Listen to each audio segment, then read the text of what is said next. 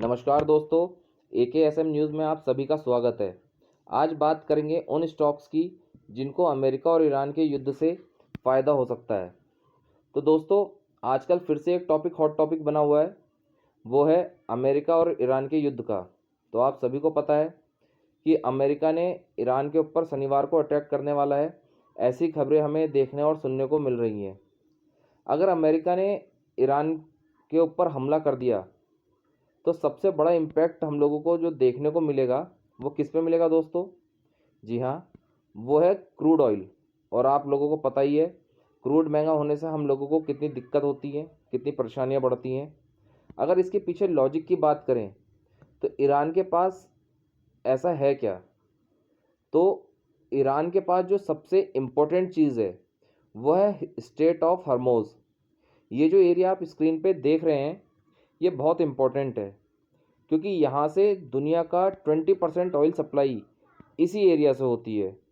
और अगर ईरान के ऊपर अटैक होता है या बड़े वार की स्थिति बनती है तो ये जो स्ट्रेट ऑफ हॉर्मोज़ है ये बंद हो सकता है दोस्तों। और अगर ये बंद हुआ तो आपको पता ही है, क्रूड की डिमांड हमेशा हाई रहती है और इसके चलते सप्लाई लिमिटेड हो जाएगी और हम लोगों को क्रूड के दाम आसमान छूते हुए देखने को मिल सकते हैं। तो पॉइंट क्या है दोस्तों कि आखिर ये स्ट्रेट ऑफ हॉर्मोज़ बंद हुआ तो क्रूड की सप्लाई में काफ़ी दिक्कत आ सकती है। तो हम लोग यहाँ पे कवर कर रहे हैं कि वो कौन सी कंपनियाँ हैं या वो कौन से बिजनेस हैं जिनको क्रूड के दाम बढ़ने से फ़ायदा होता है। तो दोस्तों, सिंपल सी बात है, जिनका बिजनेस क्रूड से रिलेटेड है। क्रूड से रिलेटेड का मतलब है जो क्रूड को निकालते हैं और बेचते हैं, उन कंपनियों को इससे फ़ायदा हो सकता है। इनके लिए तो अच्छा ही होगा। मान लो यहाँ पे क्रूड का जो दाम है मान लो 60 रुपये चल रहा है और वो इनके युद्ध से बढ़कर, जैसे ये स्टेट ऑफ हॉर्मोज़ बंद हो जाए तो बढ़कर 70 हो गया, तो कंपनी तो बोलेंगी हमें क्या ये 100 हो जाए। मतलब साफ है कि सप्लाई कम होगी तो डिमांड बढ़ेगी और डिमांड बढ़ेगी तो दाम बढ़ेंगे, तो ऑटोमेटिकली इनका फ़ायदा होगा। तो दोस्तों, शुरुआत करते हैं पहली कंपनी से। पर एक चीज़ मैं आपको डिस्क्लेमर दे दूं दोस्तों, ये सिर्फ एक एजुकेशनल पर्पस के लिए वीडियो बनाई है, बाकी आप अपनी सूझबूझ से और अपनी रिसर्च करके ही इन्वेस्ट करें। तो पहली कंपनी है दोस्तों ONGC। दोस्तों, ये इंडिया की लार्जेस्ट कंपनी है जो 71% इंडिया के डोमेस्टिक प्रोडक्शन करती है। दूसरी की अगर बात करें तो ऑयल इंडिया, ये तो बहुत पॉपुलर है, ये तो आप सब जानते ही हैं। देख सकते हो आप कि ये भी क्रूड निकालती है, नेचुरल गैस, LPG, और साथ साथ इनका ट्रांसपोर्टेशन भी करती है। और भी कंपनियां हैं जो ज़्यादा पॉपुलर नहीं बट इससे रिलेटेड काम करती हैं, जैसे HOEC, एक है सीलन सीलन exploration technology limited, but but ये एंटीलोपस सीलन एनर्जी नाम से लिस्टेड है दोस्तों। और भी कंपनियां हैं।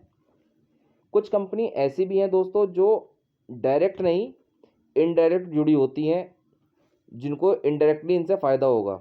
वो के कौन सी कंपनी हो सकती है दोस्तों?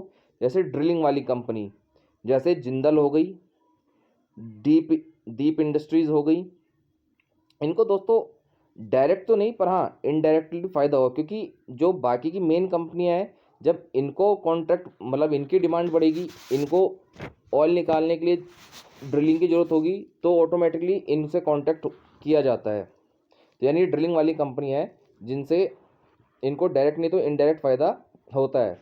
और अगर बात करें गैस वाली कंपनी की, दोस्तों गैस की बात मैं इसलिए कर रहा हूँ क्योंकि गैस जो होता है वो ऑयल का एक तरह से कहीं ना कहीं अल्टरनेटिव होता है, या ये कह सकते हैं मतलब अल्टरनेटिव देखने को मिलता है। तो गैस से रिलेटेड जो कंपनियां हैं उन पे आप फोकस कर सकते हैं, जैसे कि IGL है। और बहुत सारी कंपनी हैं जो ऑयल के दाम बढ़ने से थोड़ा बहुत बेनिफिट उठा सकती हैं। और आप लोगों ने देखा ही होगा कि इनके चलते इनके शेयरों में उछाल भी आया। तो दोस्तों, इस तरह की कंपनियों में आप इन्वेस्ट कर सकते हैं। और इनसे इनके युद्ध होने से, अमेरिका और ईरान के युद्ध होने से लगभग इनको फ़ायदा होगा, क्योंकि क्रूड के दाम बढ़ेंगे तो ऑब्वियसली इन कंपनियों के रेवेन्यू बढ़ेंगे, और रेवेन्यू बढ़ेंगे तो इन कंपनियों के प्रॉफिट बढ़ेंगे।